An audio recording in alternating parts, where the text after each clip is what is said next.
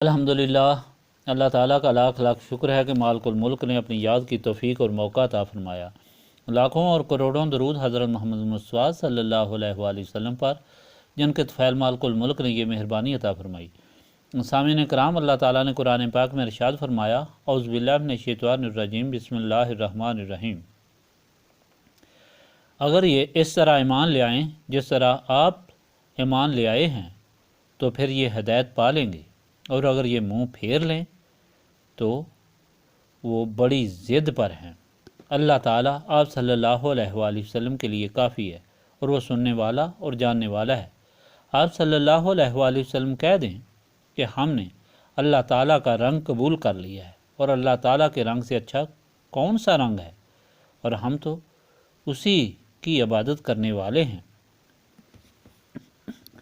اس سے پہلے یہ تفصیل سے بیان ہو چکا ہے کہ نبی پاک صلی اللہ علیہ وآلہ وسلم نے تشریف لا کر ساری مخلوق کے لیے پیغام دیا کہ لوگو، تم اگر ذلت میں ہو، بے حیائی میں ہو، تکلیف اور مصیبت میں ہو تو اس کی وجہ یہ ہے کہ تم اللہ تعالیٰ کو بھول چکے ہو،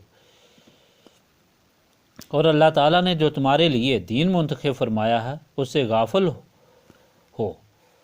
تم نے اپنے رسولوں سے نسبت چھوڑ دی ہے۔ تمہارا یہ خیال غلط ہے کہ تم اللہ تعالیٰ کے راستے پر ہو۔ بے شک تمہارے پاس اللہ تعالیٰ کی کتابیں موجود ہیں، اللہ تعالیٰ کی نشانیاں موجود ہیں، لیکن تمہیں اپنے رسولوں سے وہ نسبت نہیں رہی جس سے تمہیں یہ روشنی حاصل ہوتی کہ اللہ تعالیٰ کیا فرما رہا ہے اور اس کے رسول کیا پیغام لے کر آئے ہیں۔ تم اس نسبت سے محروم ہونے کی وجہ سے اندھیروں کے سمندر میں ڈوب گئے ہو۔ تمہیں یہ یاد ہی نہیں رہا کہ تمہارے وہ رسول جن کو تم مانتے ہو، جن کی تم اولاد ہو، وہ تمہارے لیے اللہ تعالیٰ کا پیغام کیا لے کر آئے تھے۔ تم نے شیطان کے بہکانے پر اور اپنی خواہشات کی وجہ سے دین کو اپنی ضرورتوں کے مطابق ڈال لیا، جس کی بڑی مثال یہ ہے کہ اللہ تعالیٰ نے ایک ہی دین مخلوق کے لیے پسند فرمایا ہے، جو ایک حقیقت ہے، لا الہ الا اللہ۔ اللہ تعالیٰ کے سوا کوئی معبود نہیں۔ یہی تعلیم لے کر آدم صفی اللہ آئے، یہی تعلیم لے کر نوح نجی اللہ آئے، یہی تعلیم لے کر ابراہیم خلیل اللہ آئے، یہی تعلیم لے کر موسیٰ کلیم اللہ آئے، یہی تعلیم لے کر عیسیٰ روح اللہ آئے، اور یہی تعلیم لے کر میں آیا ہوں، لیکن تم لوگ اللہ تعالیٰ کے ساتھ شریک بنا رہے ہو۔ تم عزیر کو اللہ تعالیٰ کا بیٹا، عیسیٰ کو اللہ تعالیٰ کا بیٹا بنا رہے ہو۔ تم اپنے ہاتھوں سے بت بناتے ہو اور ان کے سامنے سجدے کرتے ہو۔ تم دین سے بہت دور چلے گئے ہو، اندھیرے، ظلم اور بے حیائی میں تم ڈوبے ہوئے ہو، جس سے تمہیں کوئی چھٹکارا نہیں۔ اس مصیبت سے اگر نجات چاہتے ہو اور اگر اخروی نجات بھی چاہتے ہو تو آؤ، تمہارے لیے میں دین اسلام لایا ہوں، وہی دین جو اللہ تعالیٰ کے سارے رسولوں کی جماعت لاتی رہی اور اس کی تبلیغ کرتی رہی، اس کو تم قبول کرو۔ اور یہ قرآن پاک جو تمہاری کتابوں کی تصدیق کرتا ہے، اس میں اللہ تعالیٰ کے وہ قوانین ہیں جن کے تحت تم اپنی زندگی گزارو گے۔ تم اس طرح اللہ تعالیٰ کے بندے بن جاؤ گے، تمہارے باطن روشن ہو جائیں گے، تم شیطان سے نجات حاصل کر لو گے اور دونوں جہانوں کی سرخروئی اور سرفرازی حاصل کر لو گے۔ نبی پاک صلی اللہ علیہ وآلہ وسلم کی اس تعلیم کا لوگوں نے انکار کر دیا اور آپ صلی اللہ علیہ وآلہ وسلم کی نافرمانی کی۔ باوجود سب نشانیاں جاننے کے حضور پاک صلی اللہ علیہ وآلہ وسلم کی بعثت سے ہی انکار کر دیا، اس لیے کہ شیطان نے اپنی مکاری سے ان کے اندر ایسے خیال اور ایسے گمان پیدا کر دیے جس سے انہیں یہ شک پڑ گیا کہ ان کی عزت، دولت اور وقار ختم ہو جائے گا، اور یہ اتنی غلط بات تھی کہ اگر کچھ بھی ان کو عقل ہوتی تو وہ اس بات کو کبھی نہ مانتے۔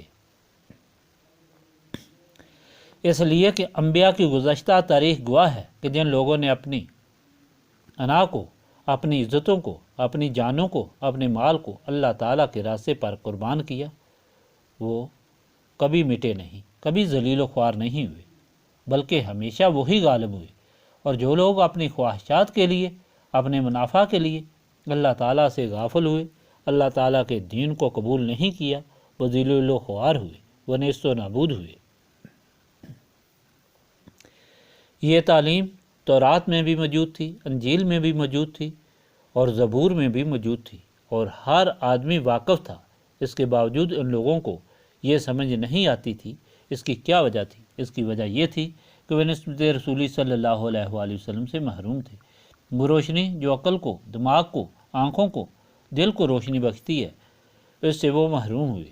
اس وجہ سے عقل کے ہوتے ہوئے بھی، دل کے ہوتے ہوئے بھی، آنکھوں کے ہوتے ہوئے بھی وہ نہ کسی چیز کو صحیح طور پر دیکھ سکتے تھے، نہ صحیح سن سکتے تھے، اور نہ وہ سمجھ سکتے تھے۔ نبی پاک صلی اللہ علیہ وآلہ وسلم کا یہ فرمان جو تاریخی حقیقت پر مبنی تھا،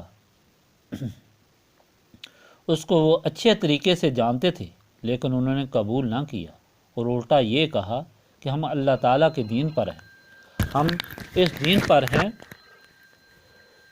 جو ہم کو حضرت موسیٰ نے دیا اور جس پر رہنے کی انہوں نے وصیت فرمائی۔ اس لیے اگر آپ یہ چاہتے ہیں کہ آپ ہدایت پر آ جائیں تو آپ یہودیت قبول کر لیں۔ نصرانیوں نے یہ کہا کہ اگر آپ یہ چاہتے ہیں کہ آپ ہدایت پر آ جائیں تو آپ نصرانیت قبول کر لیں۔ اس کے جواب میں اللہ تعالیٰ نے فرمایا کہ لوگو، تم غلط ہو، تمہیں تو معلوم ہی نہیں کہ دین کیا ہے، تم دین سے بہت دور چلے گئے ہو۔ دین تو یہ دین ہے کہ جس کو میرے حبیب صلی اللہ علیہ وآلہ وسلم لائے۔ یہ وہی دین ہے جس کو ابراہیم لائے، یہ وہی دین ہے جس کی یعقوب نے تمہیں وصیت کی تھی کہ اس دین کے بغیر تم نہ مرنا، بلکہ مرتے دم تک اس پر قائم رہنا اور اس پر اپنا سر جھکائے رکھنا۔ تم ہدایت کی بات کرتے ہو، ہدایت تو بہت دور کی بات ہے، تم تو دین سے ہی دور ہو گئے ہو، دین کی سمجھ سے دور ہو گئے ہو، مکمل طور پر گمراہ ہو چکے ہو۔ لیکن اس بات کو بھی ان لوگوں نے نہ مانا۔ اللہ تعالیٰ نے پھر فیصلہ فرمایا کہ اگر یہ لوگ آپ صلی اللہ علیہ وآلہ وسلم کے حکم کو مانیں، آپ صلی اللہ علیہ وآلہ وسلم پر اور اللہ تعالیٰ پر اس طرح ایمان لے آئیں کہ جس طرح آپ صلی اللہ علیہ وآلہ وسلم کے غلام لے آئے ہیں، پھر تو یہ ہدایت یافتہ ہیں اور یقیناً نجات حاصل کر لیں گے۔ لیکن اگر انہوں نے اس دین سے منہ پھیرا جس کی آپ صلی اللہ علیہ وآلہ وسلم تبلیغ فرما رہے ہیں، تو پھر ان کے اور آپ کے درمیان ایک خلیج پیدا ہو جائے گی، یہ بہت دور چلے جائیں گے۔ یہ اور دین پر ہیں اور آپ صلی اللہ علیہ وآلہ وسلم اور دین پر ہیں۔ آپ صلی اللہ علیہ وآلہ وسلم اللہ تعالیٰ کو وحدہ لا شریک مانتے ہیں، یہ اللہ تعالیٰ کے ساتھ شریک کرنے والے اور اسے گالیاں دینے والے ہیں، کیونکہ اللہ تعالیٰ نے فرمایا جو میرے ساتھ شرک کرے وہ مجھے گالی دیتا ہے۔ اللہ تعالیٰ کے ساتھ شریک مقرر کر کے یہ بہت بڑے جرم کے مرتکب ہوئے ہیں۔ دراصل یہ مومنین کے لیے بہت بڑی ہدایت تھی کہ لوگوں کے دلوں میں خیال پیدا ہو رہا تھا کہ اگرچہ نصرانی یا یہودی اسلام کو قبول نہیں کر رہے، لیکن یہ ان نبیوں کو تو مانتے ہیں کہ جن کو ہم بھی مانتے ہیں، جن کی ہم عزت کرتے ہیں، اور یہ ان کی اولاد سے ہیں۔ اللہ تعالیٰ ان کے دل میں جو خیال ہے اس کو دور فرما رہا ہے کہ ایسا خیال دل میں نہ لانا۔ اگر یہ ایمان قبول نہ کریں تو بے شک یہ ان نبیوں کو مانتے رہیں، پھر بھی یہ دین سے بہت دور ہیں۔ آپ صلی اللہ علیہ وآلہ وسلم اور ان میں بہت فرق ہے۔ یہ کبھی آپ صلی اللہ علیہ وآلہ وسلم کی اچھائی اور آپ کی عزت نہیں چاہیں گے، یہ ہمیشہ آپ صلی اللہ علیہ وآلہ وسلم کے اور آپ کے دین کے دشمن رہیں گے۔ یہ ہمیشہ چاہیں گے کہ جو دین آپ لائے ہیں اس کو یہ ختم کریں۔ چانچہ یہی ہوا، یہودیوں اور نصرانیوں نے کھل کر سازش کی کہ اس دین کو ختم کر دیں، مٹا دیں۔ انہوں نے اس دین کے ماننے والوں کو مٹا دینے کا کوئی دقیقہ فروگزاشت نہیں کیا، مگر اللہ تعالیٰ نے یہاں فرما دیا کہ بے شک یہ آپ صلی اللہ علیہ وآلہ وسلم کے دشمن ہیں، بے شک یہ آپ صلی اللہ علیہ وآلہ وسلم سے دور ہیں، اور بے شک یہ سازشیں کرتے ہیں، لیکن آپ کے لیے اور آپ کے غلاموں کے لیے اللہ کافی ہے۔ اللہ تعالیٰ آپ کے لیے کافی ہے اور آپ کو ان پر غالب کر دے گا۔ یہ کسی سازش میں کامیاب نہیں ہوں گے۔ یہ ایک حقیقت ہے کہ واقعی وہ کسی سازش میں کامیاب نہ ہو سکے۔ وہ خود یا تو تہ و تیگ ہوئے یا جلا وطن ہوئے اور اس طرح نیست و نابود ہوئے۔ نبی پاک صلی اللہ علیہ وآلہ وسلم کے وہ غلام جنہوں نے اللہ تعالیٰ کو وحدہ لا شریک مانا، اس دین کو قبول کیا اور نسبت رسولی صلی اللہ علیہ وآلہ وسلم حاصل کی، تاریخ گواہ ہے اللہ تعالیٰ نے انہیں وہ عزت بخشی کہ کیسر و کسریٰ کے تاج ان کے پاؤں کے نیچے روندے گئے۔ وہ دونوں جہانوں کے مالک بنے، دونوں جہانوں کی عزتیں انہیں حاصل ہوئیں اور اللہ تعالیٰ ان کے لیے کافی رہا۔ تاریخ اٹھا کر دیکھی جائے تو معلوم ہوتا ہے کہ جس جس مقام پر اور جب بھی اللہ تعالیٰ کے بندوں پر مشکل حالات آئے اور ایسے ایسے مشکل وقت آئے کہ جن سے نکلنا ناممکن تھا، بہت ہی مشکلات اور مصیبتوں کا سامنا بھی کرنا پڑا، لیکن اللہ تعالیٰ کے ان کے لیے کافی ہوا۔ اللہ تعالیٰ کا جو سہارا تھا اس کی وجہ سے وہی سرخرو اور سرفراز ہوئے اور وہی کامیاب ہوئے۔ اللہ تعالیٰ کے فرمان میں اتنی حکمتیں ہیں، اس میں اتنی طاقتیں ہیں کہ وہ ہمیشہ سچ ثابت ہوتا ہے، بات صرف ایمان کی ہوتی ہے۔ یہ ایک تاریخی حقیقت ہے کہ نبی پاک صلی اللہ علیہ وآلہ وسلم کے وہ غلام جنہوں نے نبی پاک صلی اللہ علیہ وآلہ وسلم کو صحیح طور پر اللہ تعالیٰ کا رسول مانا اور اللہ تعالیٰ کو وحدہ لا شریک مانا، دنیا کی کوئی ایسی مصیبت نہ تھی جو ان پر نہ گزری ہو۔ حضرت عثمان جب ایمان لائے تو ان کا حقیقی چچا ان کو کچے چمڑے میں باندھ کر دھوپ میں رکھتا تھا، اور جب کچا چمڑا سوکھتا تھا تو آپ کو بے انتہا تکلیف ہوتی تھی۔ اس چمڑے کی بدبو ناقابل برداشت ہوتی تھی، لیکن اس پر بھی وہ بس نہیں کرتا تھا۔ پھر وہ ان کو دھوپ میں رکھ کر کوڑے برساتا تھا، لیکن ان کا جواب یہی ہوتا تھا کہ لا الہ الا اللہ۔ کوئی مصیبت ان کو اللہ تعالیٰ کے اس دین سے منحرف نہ کر سکی۔ انہوں نے 2 مرتبہ ہجرت کی، ایک دفعہ حبشہ میں اور دوسری دفعہ مدینہ پاک میں۔ جب مدینہ پاک میں وہ تشریف لائے تو اس وقت پانی یہودیوں کے قبضے میں تھا۔ حضرت عثمان جو رئیس قبیلہ تھے اور بہت مالدار تھے، انہوں نے اپنی ساری دولت کا نصف دے کر کنواں خرید کر مسلمانوں کے لیے وقف کیا۔ کنواں ایک ہی تھا جو یہودیوں کے قبضے میں تھا۔ حضرت عثمان نے اس کا نصف حصہ خرید کر مسلمانوں کے لیے وقف کر دیا، لیکن جب اس سے بھی اہل مدینہ کا مسئلہ حل نہ ہوا تو بقیہ آدھی دولت دے کر کنویں کا دوسرا حصہ بھی خرید کر مسلمانوں کے لیے وقف کر دیا۔ اس طرح مسلمان وہ پانی آج تک استعمال کر رہے ہیں۔ حضرت عثمان کو جب علم ہوا کہ نبی پاک صلی اللہ علیہ وآلہ وسلم نے ارشاد فرمایا کہ رومیوں کے ساتھ مقابلہ ہے، اس لیے تمام مسلمان اپنی توفیق کے مطابق مالی طور پر اس میں مدد کریں، تو ایک روایت ہے کہ آپ 300 اونٹ ماہ سامان اور دوسری روایت میں ہے کہ 900 اونٹ ماہ سامان لے کر حاضر ہوئے، اور آپ نے 5000 اشرفیاں لا کر حضور پاک صلی اللہ علیہ وآلہ وسلم کے قدموں میں ڈھیر کر دیں۔ نبی پاک صلی اللہ علیہ وآلہ وسلم اپنے دست مبارک سے ان اشرفیوں کو کبھی اس طرف کرتے اور کبھی اس طرف کرتے، اور ساتھ فرماتے جاتے تھے کہ عثمان کے اگلے اور پچھلے سارے گناہ معاف ہو گئے۔ حضرت عثمان کو نبی پاک صلی اللہ علیہ وآلہ وسلم نے اپنی ایک شہزادی کا نکاح میں دی۔ جب وہ فوت ہو گئیں تو دوسری شہزادی بھی نکاح میں دے دی۔ پھر وہ فوت ہو گئیں تو فرمایا کہ اگر میری 100 لڑکی ہوتی اور فوت ہوتی جاتی تو وہ بھی میں یکے بعد دیگرے عثمان کو دیتا جاتا۔ حضرت عثمان کو صلح حدیبیہ کے وقت مشرکین مکہ کے ساتھ گفت و شنید کے لیے بھیجا گیا، اور فیصلہ یہ ہوا کہ اس مرتبہ حضور پاک صلی اللہ علیہ وآلہ وسلم عمرہ نہ کریں بلکہ اگلی دفعہ آ کر کریں۔ صلح حدیبیہ ہو گئی، اور حضرت عثمان جب مکہ سے واپس جانے لگے تو مشرکین مکہ نے انہیں کہا کہ آپ آئے ہوئے ہیں، بے شک کعبہ شریف کا طواف کر کے جائیں۔ انہوں نے کہا کہ جس نے کعبہ کے آداب سکھائے، جب تک وہ طواف نہ کرے اس وقت تک میں طواف نہیں کرتا، اگر طواف کیا تو ان کی معیت میں، ان کی غلامی میں طواف کروں گا، اور اس طرح حرم شریف کے باہر سے ہی واپس چلے گئے۔ اتنی قربانی دینے والے عثمان جب خلیفہ وقت مقرر ہوئے تو شیطان نے اس عظیم مومن کی دشمنی کا بیڑا اٹھایا اور لوگوں کو سازش پر ابھارا۔ انہوں نے یہ سازش کی کہ حضرت عثمان کو قتل کر دیا جائے۔ حضرت عثمان کی خدمت میں شام سے ایک وفد آیا کہ سنا ہے کہ آپ کو لوگ قتل کرنا چاہتے ہیں، آپ اس طرح کریں کہ دمشق میں آ جائیں، ہم آپ کی حفاظت کریں گے، یا ہمیں آپ شام سے یہاں بلا لیں اور یہاں مدینہ پاک میں ہم آپ کی حفاظت کریں گے، ورنہ یہ سازشی لوگ آپ کو شہید کر دیں گے۔ حضرت عثمان نے فرمایا کہ میں نے اپنا وطن اور قوم سب کچھ نبی پاک صلی اللہ علیہ وآلہ وسلم کے قدموں کے لیے چھوڑا اور میں یہاں آیا۔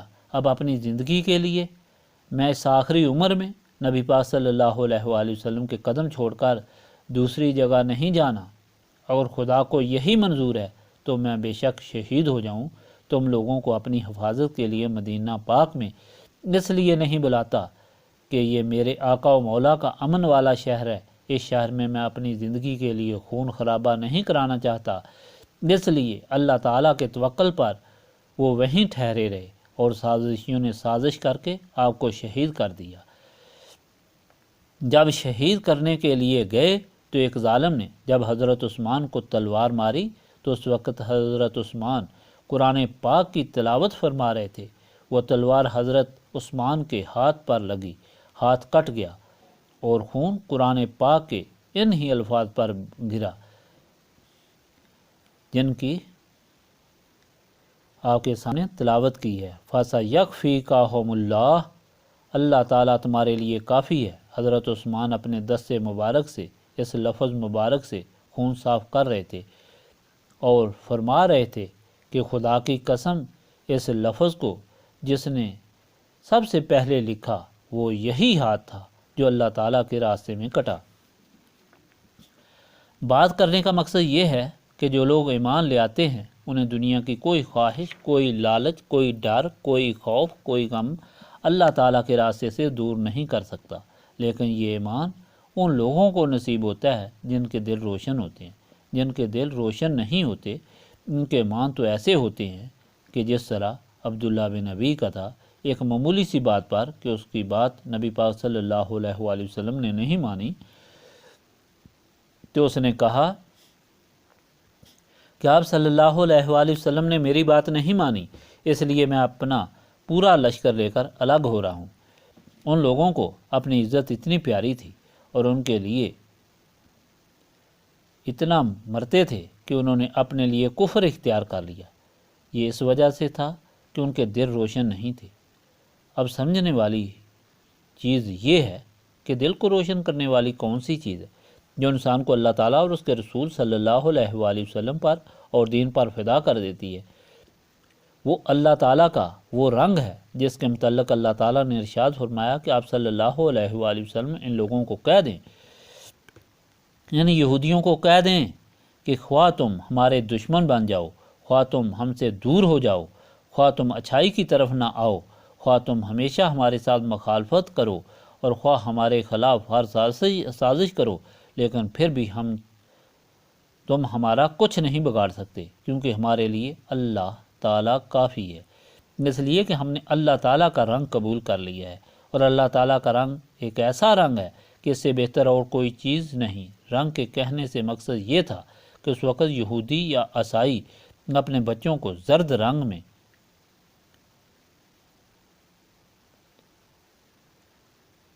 بطمسہ دیتے تھے، یعنی اس رنگ کو زرد رنگ میں نہلاتے تھے، یعنی کہ اپنے بچوں کو زرد رنگ میں نہلاتے تھے اور کہتے تھے کہ اب یہ پکا یہودی یا پکا نصرانی بن گیا ہے۔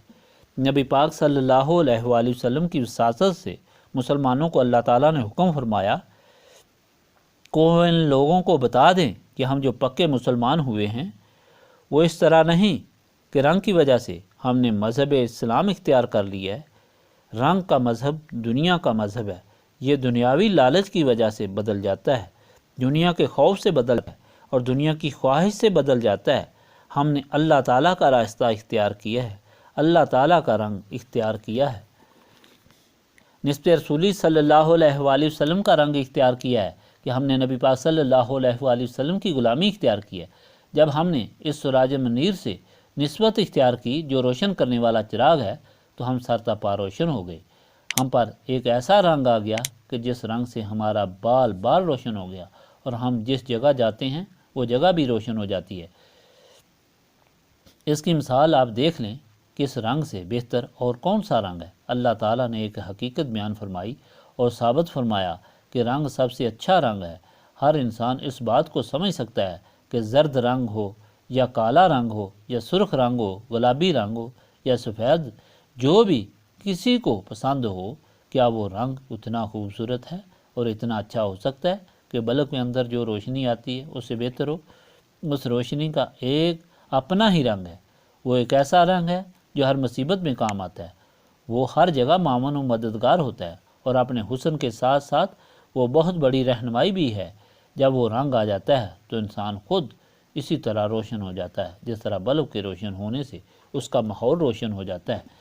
جب بلب کا تعلق پاور ہاؤس سے ہو جاتا ہے اور پاور ہاؤس سے اس کی پیوستگی ہو جاتی ہے تو روشنی بلب میں آتی ہے، اور بلب اس طرح روشن ہو جاتا ہے کہ تمام اندھیرا ختم ہو جاتا ہے، بلب بھی روشن ہو جاتا ہے اور سارا ماحول بھی روشن ہو جاتا ہے۔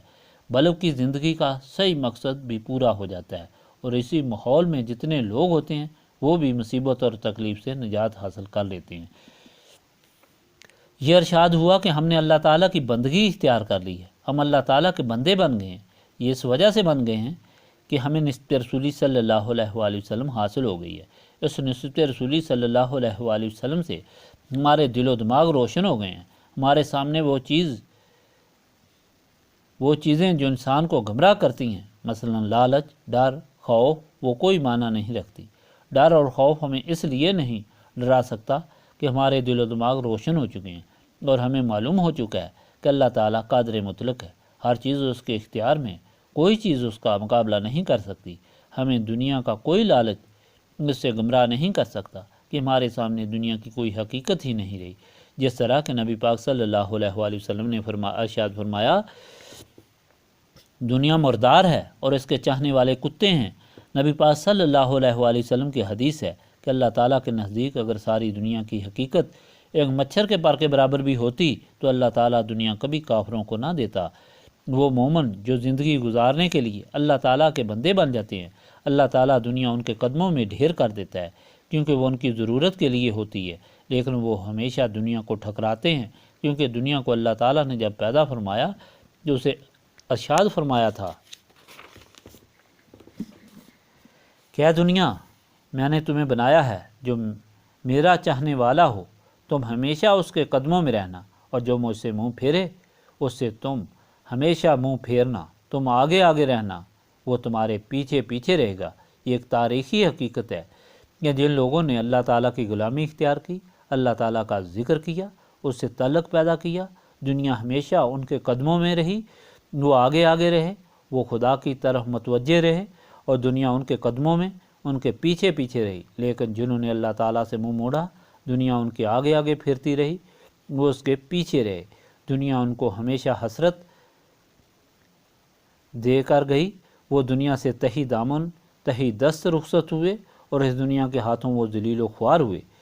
انہیں نہ دولت کام آ سکی، نہ انہیں ماں باپ کام آ سکے، نہ انہیں وطن کام آ سکا، نہ انہیں جائیداد کام آ سکی۔ دنیا کی یہ ساری دولتیں جن کے لیے وہ کوشش کرتے ہیں، جن کے لیے وہ اللہ تعالیٰ کی یاد کو مشکل سمجھتے ہیں اور اللہ تعالیٰ کی یاد سے غفلت برتے ہیں، یہی ان کے لیے مصیبت بن جاتی ہے، دنیا میں بھی اور آخرت میں بھی۔ یہ سب ان کو اس وقت معلوم ہوگا جب ان کی آنکھوں سے پردہ اٹھایا جائے گا۔ جب آنکھوں سے پردہ اٹھے گا تو انہیں معلوم ہو جائے گا کہ ہماری ساری کوششیں تو عبث سی۔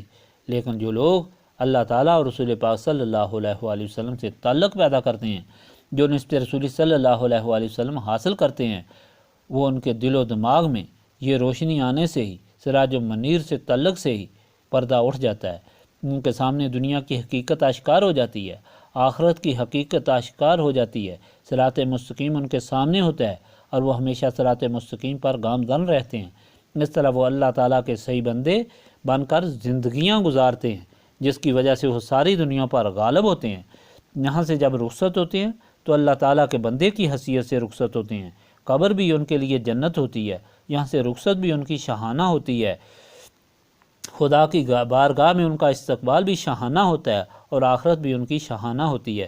سامعین کرام، یہ سب بیان کرنے کا مقصد یہ ہے کہ انسانیت کا تقاضا ہے کہ انسان وہ راستہ اختیار کرے جس سے وہ دونوں جہانوں کے غموں سے نجات حاصل کرے، اسے دونوں جہانوں کی خوشیاں حاصل ہوں۔ یہ راستہ نسبت رسولی صلی اللہ علیہ وآلہ وسلم حاصل کرنا ہے۔ نسبت رسولی صلی اللہ علیہ وآلہ وسلم وہ دولت ہے جو پاک سینوں کو نصیب ہوتی ہے، اور سینے پاک یاد الہی سے ہوتے ہیں۔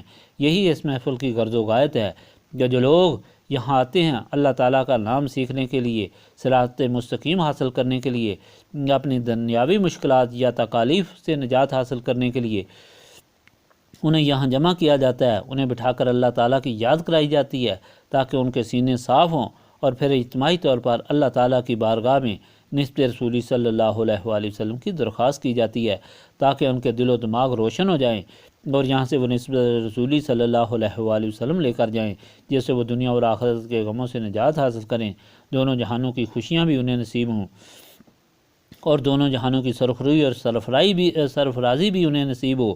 اس لیے اس محفل میں بیٹھتے ہوئے آپ کو اسی طرف توجہ رکھنی چاہیے کہ آپ اللہ تعالیٰ کی بارگاہ میں سوالی ہیں، جو قادر مطلق ہے، جس کے اختیار میں ہر ایک چیز ہے، جو ہر چیز کو دیکھنے والا ہے، جاننے والا ہے اور سننے والا ہے، اور جس سے کوئی چیز پوشیدہ نہیں۔ اگر ایسی حالت میں آپ بیٹھیں گے تو نہ آپ کو گھر کا غم رہے گا، نہ آپ کو نوکری کا غم رہے گا، نہ آپ کو تجارت کا غم رہے گا اور نہ بال بچوں کا غم رہے گا۔ آپ کا ایمان یہ ہوگا کہ ہم اللہ تعالیٰ کی یاد میں بیٹھے ہوئے ہیں، اللہ تعالیٰ ہماری ہر چیز کی حفاظت فرما رہا ہے، ہماری ہر چیز اللہ تعالیٰ کی ملکیت ہے اور اس کی حفاظت میں ہے، وہ بہتر طریقے سے حفاظت فرما سکتا ہے۔ یہ ایک تاریخی حقیقت ہے کہ جن لوگوں نے اپنی ہر چیز اللہ تعالیٰ کے سپرد کی وہ ہمیشہ حفظ و امان میں رہے۔ اس لیے یہاں بیٹھے ہوئے آپ اسی طرح متوجہ رہیں اور دنیا کی تمام خواہشات سے منہ موڑ کر اللہ تعالیٰ کی طرف متوجہ ہو کر اللہ تعالیٰ کی غلامی کے طالب بن کر اور نسبت رسولی صلی اللہ علیہ وآلہ وسلم کے طالب بن کر نہایت عجز و انکساری سے اللہ تعالیٰ کی یاد کرنی چاہیے۔ اللہم صلی علی سیدنا محمد وعلی آلہ وصحابہ صلاۃ تکون لنا امانا من کل خوف، لا الہ الا انت سبحانک انی کنت من الظالمین، استغفر اللہ العظیم الذی لا الہ الا هو الحی القیوم واتوب الیہ، استغفر اللہ العظیم الذی لا الہ الا هو الحی القیوم واتوب الیہ، ربنا تقبل منا انک انت السمیع العلیم وتب علینا انک انت التواب الرحیم۔